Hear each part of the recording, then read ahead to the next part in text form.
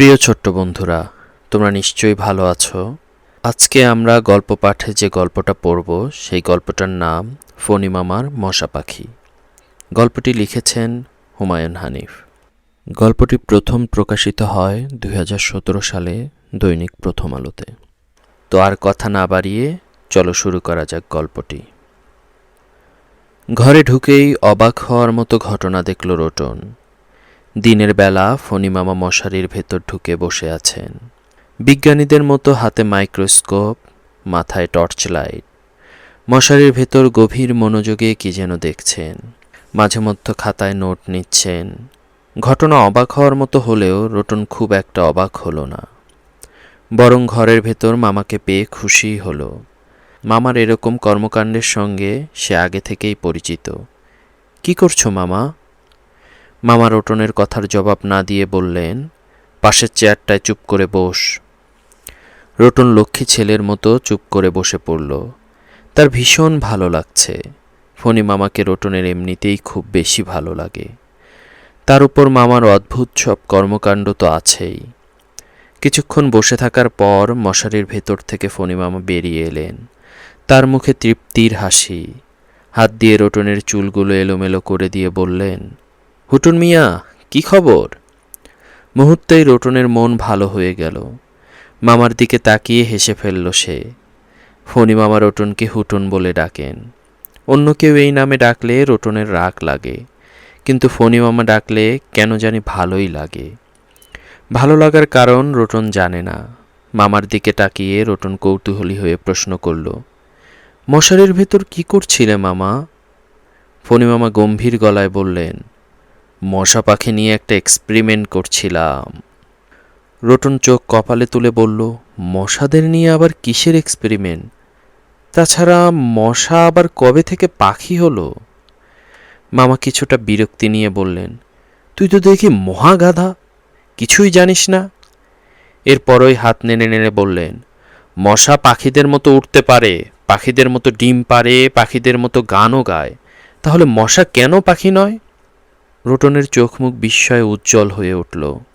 মনে মনে বলল, সত্যিই তো।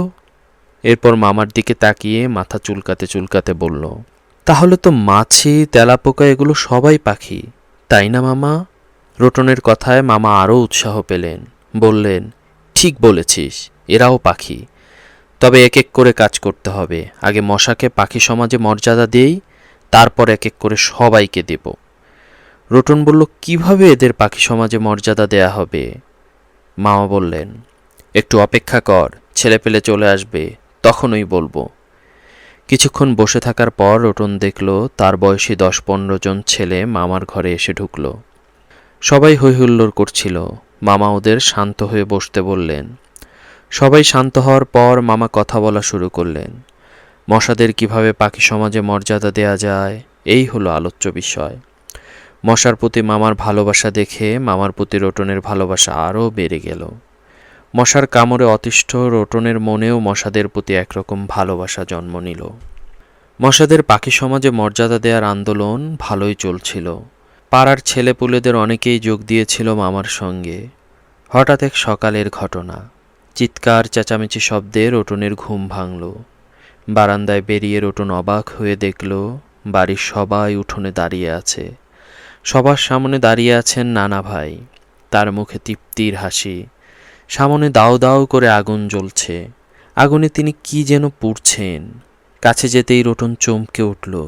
এ তো ফণী মামার মশা পাখি চাষের মশারি, সঙ্গে মামার বিছানা তোশকও। ফণী মামার কথা মনে পড়ল রোটনের। গতকালও মামাকে সঙ্গে নিয়ে পাড়ায় জমজমাট আন্দোলন হয়েছে।